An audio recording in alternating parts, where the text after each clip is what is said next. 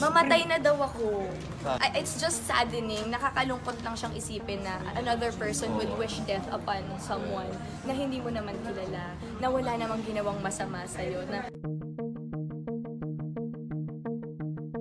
Nagpasalamat ang buong Kathniel fans sa magandang loob ni Sue Ramirez sa pagsabi nito sa mga kalokohan ni Daniel Padilla kay Catherine Bernardo.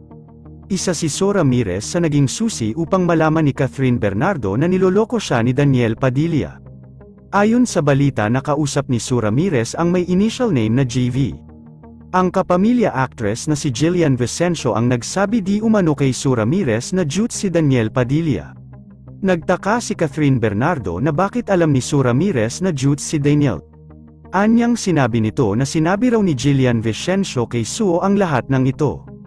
Kinanta ni Sue kay Catherine Bernardo ang lahat ng kanyang nalalaman. Kaya nagpasalamat ang lahat kay Sue Ramirez sa pagsabi nito kay Catherine na niloloko na siya ng kanyang boyfriend.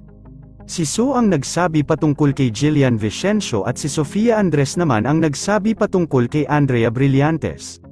Konektado si Sofia Andres patungkol sa mga ginagawang hindi maganda ni Andrea at Daniel. Si Sofia din ang nagsabi kay Catherine na may nakakita kay Andrea Brillantes at Daniel Padilla sa Spain. Makikita sa mga larawan ang mga sangkot at dawit sa hiwalayan ng dalawa. Alam na ni Zanjo Marudo at Joshua Garcia na nagloloko si Daniel Padilla, ngunit hindi nila ito masita dahil ayaw nila mangialam sa gulo patungkol sa kaibigan na si Daniel at kay Catherine. Mas pinanalagaan nito ang friendship kay Daniel kaysa sasabihin ang mga hindi ginagawang maganda ng aktor. Kaya't may mga nagsasabi na galit si Catherine Bernardo kay Joshua Garcia at Zanjo Marudo, kasama na rin ang girlfriend ni Zanjo na si Rhea Ataide. Dahil kung kaibigan raw nila si Catherine, sasabihin ng mga ito ang hindi magandang ginagawa ni Daniel.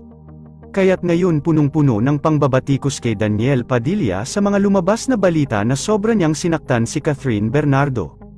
Kung hindi pa sasabihin ni Sofia Andres and Sue Ramirez ang lahat ng ito kay Catherine, hindi matatauhan ang dalaga sa mga ginagawa ng kanyang boyfriend kapag ito ay hindi na niya kasama.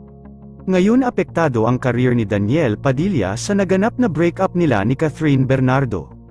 Yun lamang po, ano ang masasabi mo sa balitang ito? Comment mo sa ibaba.